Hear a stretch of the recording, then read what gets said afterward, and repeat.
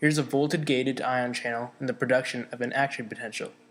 At its resting state, the membrane potential is negative 70 millivolts. Ooh, Megan just drew a stimulus. This stimulus causes the membrane to depolarize as it opens up a few of the sodium ion channels. As the membrane depolarizes, it reaches its threshold. Once the threshold is reached, an action potential is triggered. As the action potential rises, the sodium channels open and the polarities on the membrane switch.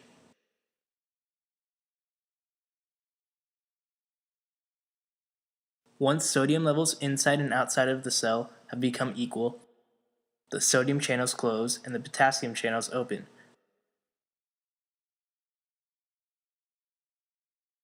This release of potassium causes the polarities on the membrane to switch yet again. At the end of the action potential, the membrane hyperpolarizes as potassium is released from the cell and the sodium channels are still closed. Finally, the cell will return back to its resting potential.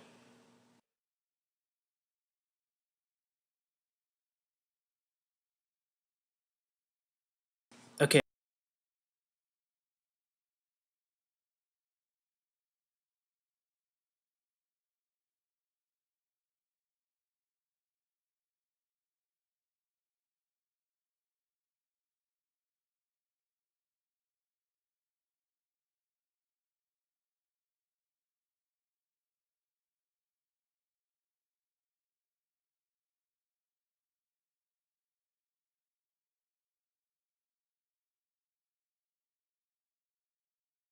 Okay, now it looks like Megan's drawing some type of Pokemon.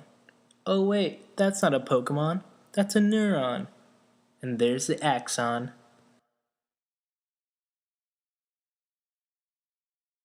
Ooh, looks like this axon's fancy. It's got those myelinated sheaths, those Schwann cells.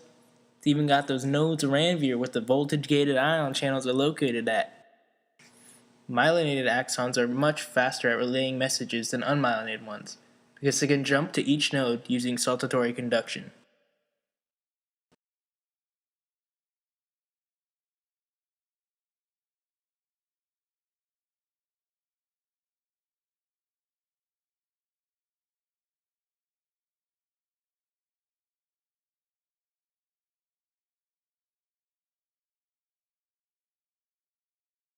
Alright, here we got a chemical synapse.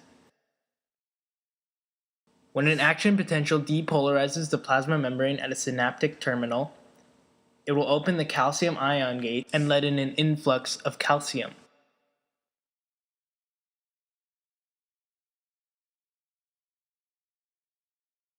The high concentration of calcium will cause the synaptic vesicles to fuse with the plasma membrane and release neurotransmitters into the synaptic cleft.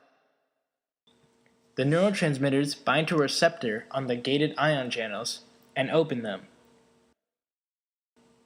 Then, sodium ions and potassium ions flow through.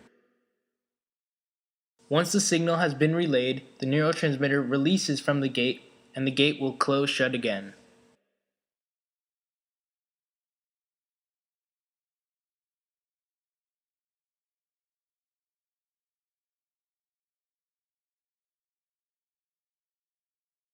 However, in this case, there seems to be some competition from some caffeine molecules.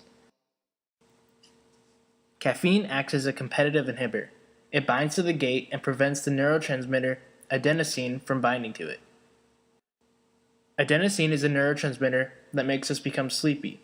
Caffeine inhibits sleepiness by inhibiting the transmission of adenosine.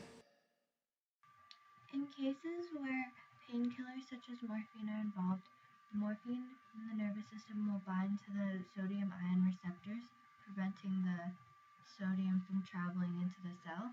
That way, the threshold will not be reached and neither will action potential.